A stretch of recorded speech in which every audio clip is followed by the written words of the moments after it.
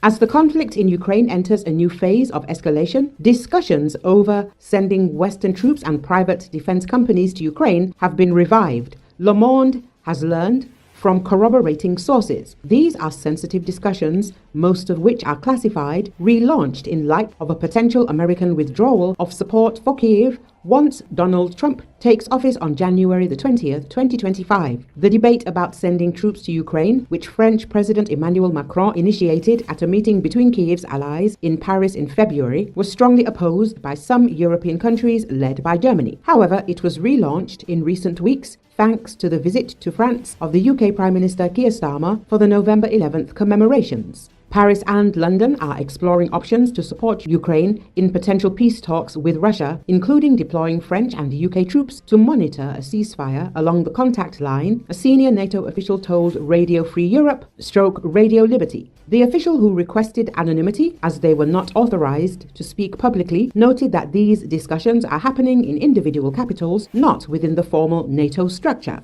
The aim is to prepare for various scenarios, ensuring European countries are ready to assist Kyiv if the new US administration requests greater European involvement. According to the official, the proposals also seek to secure European allies' participation in peace talks that US President-elect Donald Trump could mediate. French and British discussions on leading a military coalition in Ukraine have gained momentum, with Le Monde reporting renewed talks about deploying troops. French Foreign Minister Jean-Noël Barrot told BBC News that while France is not currently planning to send troops into combat, the country does not discard any options. France will support Ukraine as intensely and as long as necessary. Why? Because it is our security that is at stake. Each time the Russian army progresses by 1 square kilometer, the threat gets 1 square kilometer closer to Europe, Barrot said. The idea of sending Western troops to Ukraine resurfaced in February when French President Emmanuel Macron first raised the possibility. He revisited the topic in May, suggesting that if Russian forces breached Ukraine's front line and Kyiv requested assistance, France would have to seriously consider deploying troops. The debate over the role of Western military involvement in Ukraine highlights a broader divide among European leaders on how best to support Kyiv in the face of Russian aggression.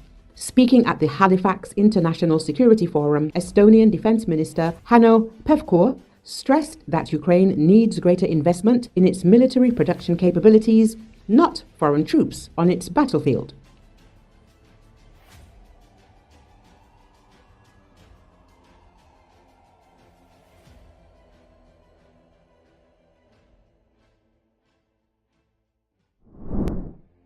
A large crowd turned out for the Kyiv funeral, Saturday, of a Ukrainian officer who was killed earlier this month.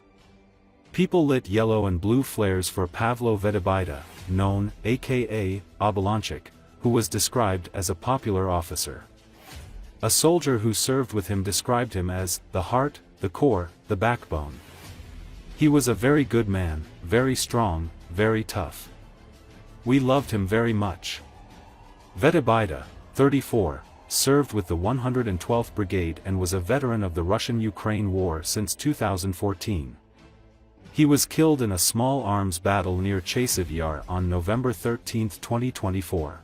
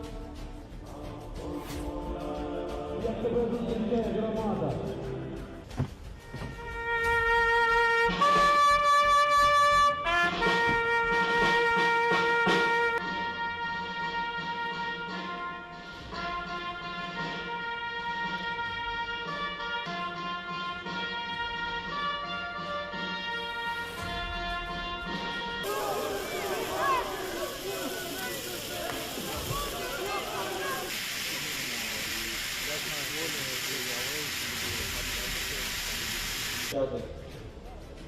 І будемо робити коридор слави.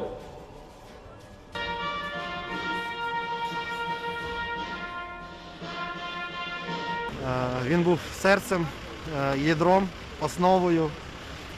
Він був енергетичним лідером, він був просто лідером, він вирішував питання, як це робити, організаційні питання.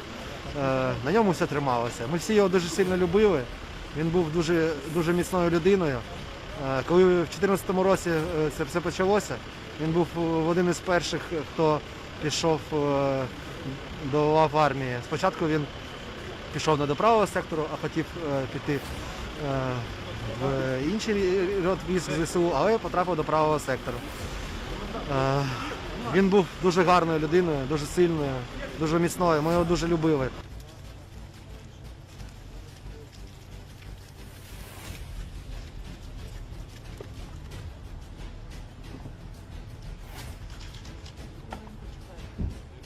Шановні,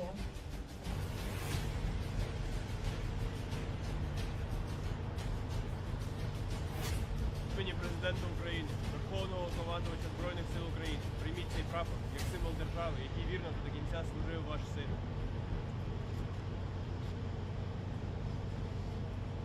слава нашому герою!